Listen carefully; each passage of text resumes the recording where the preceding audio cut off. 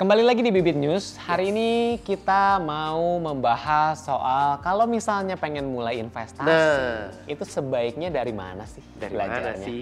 Oke, nah teman-teman kan mungkin yang nonton nih banyak investor-investor pemula gitu ya. Dan investor pemula ini biasanya bingung, belajar itu harus apakah langsung ke misalnya reksadana dulu, saham dulu, atau sebenarnya ada yang lain yang lebih penting? Apakah memang harus langsung investasi? Jangan-jangan. Iya, apakah kita harus belajar dulu misalnya 3 tahun baru investasi atau gimana? Iya, atau langsung beli kripto. Banyak banget sebenarnya sarana buat belajar di zaman sekarang ini ya, karena semua bisa belajar dari handphone gitu ya. Betul. Video udah banyak banget di mana-mana, konten-konten gratis udah banyak banget. Tapi sebenarnya yang paling penting adalah harusnya tuh kita mulainya dari mana sih? Apakah tadi yang gue bilang dari produk langsung? Banyak caranya. Makanya aku pengen penasaran nih, aku pengen tahu nih. Kalau misalkan dari Karemen dulu, pengalaman gimana Kak? Nah, karena dulu itu masih belum ada internet ya. Masih belum. Enggak lah ya. Ketahuan umurnya guys. Ada internet cuman nggak ada telepon. Nggak, jadi kalau gue itu pertama kali mulai investasi kan tahun 2015-an Ki. Gitu. Dan waktu itu tuh mungkin nggak sebanyak sekarang lah ya video-video yang bisa dipakai buat belajar. Betul. Jadi mau nggak mau dulu tuh lebih banyaknya googling.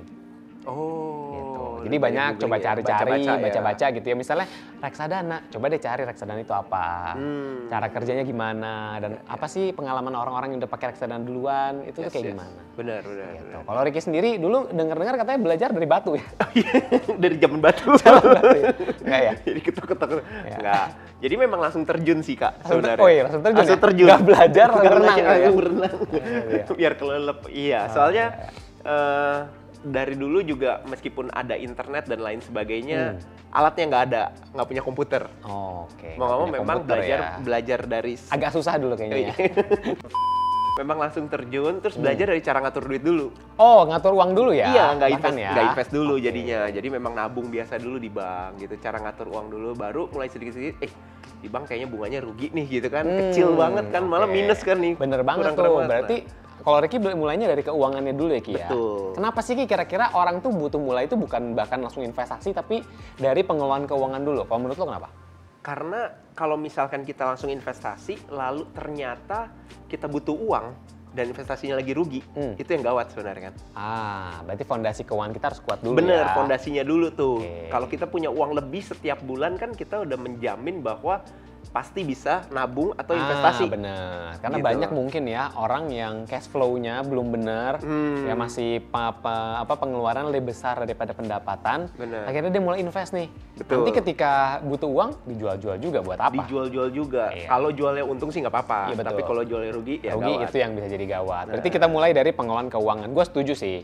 Nah, kalau habis dari situ, menurut gue harusnya belajar soal sebelum masuk ke produknya, itu lebih ke dasar investasi dulu nggak sih?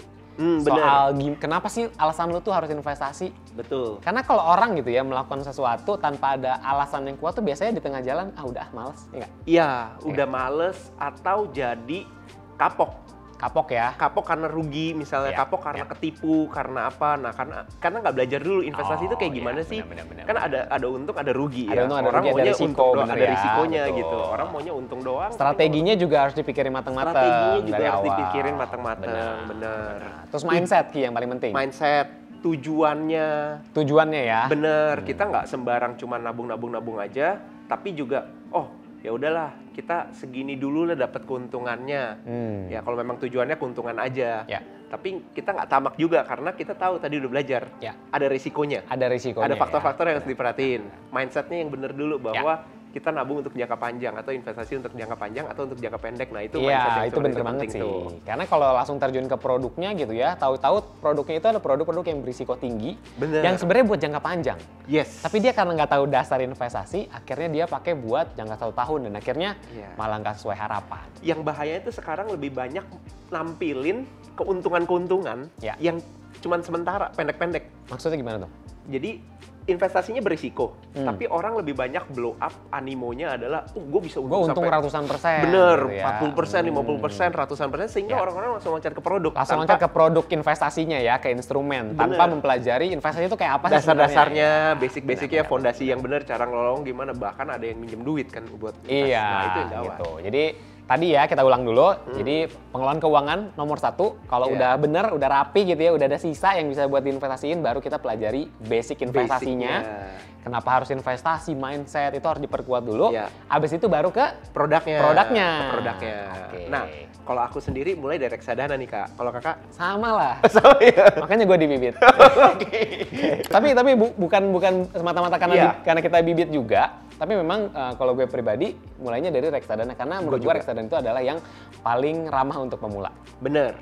Karena jembatan, kalau gue bilang selalu reksadana adalah jembatan dari yang kita biasa di bank dapat bunga terus kan? Yes. Nggak ada naik turun harga kan? Bunga terus. Nah, reksadana ini ada yang mirip kayak bank, yaitu RDPU. Makanya aku dari pertama dari RDPU dulu. Jadi ngerasain kayak bank dulu, oh ternyata tapi ini nggak dapat bunga loh, ini cuman harganya naik terus. Ada keuntungan dari kenaikan harga ya. Betul. Nah, baru mulai dari sana ke obligasi yang ada mulai fluktuatif dikit, baru mulai ke saham. Jadi pelan-pelan. Setuju banget. Enaknya gitu ya reksadana ya. Karena ada 4 jenis, jadi kita bisa mulai dari reksadana pasar uang dulu, sedikit demi sedikit. Kalau kita udah makin pede, baru naik ke yang lebih berisiko sampai ke reksadana saham. Betul. Jadi kita tuh kayak ada stagesnya. Ada stagesnya, nggak langsung kapok terus udah nggak mau lagi deh gitu. Tapi kalau misalnya kayak gini, sekarang kan udah ada SBN juga Ki. Nah, baru-baru ini booming nih. Ya booming juga ya. Banyak orang yang udah masuk ke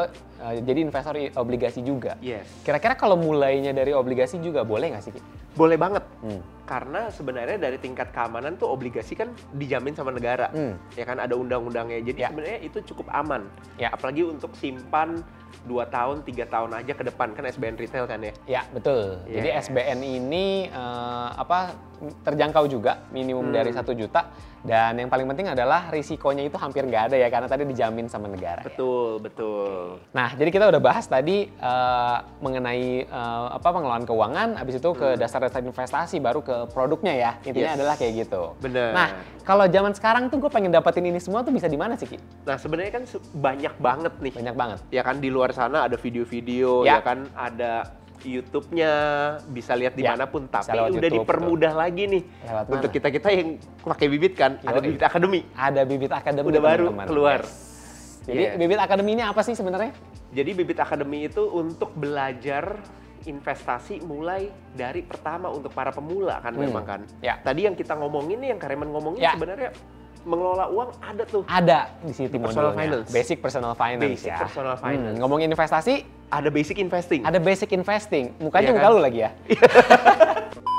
Ada ke reksadana ada juga. Ke produk ke reksadana ada. Ada ya. Benar. Dan terakhir kita baru keluarin produk SBN. Ya, kita baru keluarin modul SBN dan ke depan lagi produk SBN ya. Ke depan lagi ada modul-modul lainnya yang akan bantu kita semua buat belajar. Nah, jadi teman-teman sebenarnya tempat untuk belajar keuangan itu banyak, termasuk bisa di Bibit Academy. Tapi yang menjadi pembedanya ada orang yang benar-benar serius belajar mau nekunin, ada juga yang masih nunda-nunda belajar nih. Ya, tergantung dari kita mau atau enggaknya ya. Bener. Betul. Jadi seperti kata Benjamin Franklin, dia bilang an investment in knowledge pays the best interest, teman-teman. Jadi kalau misalnya kita terus perdalam ilmu kita, pengetahuan kita dalam berinvestasi gitu ya, lama-lama juga nanti efeknya kayak investasi kita hasilnya juga pasti makin bagus. Oke, sampai jumpa lagi di Bibit News selanjutnya.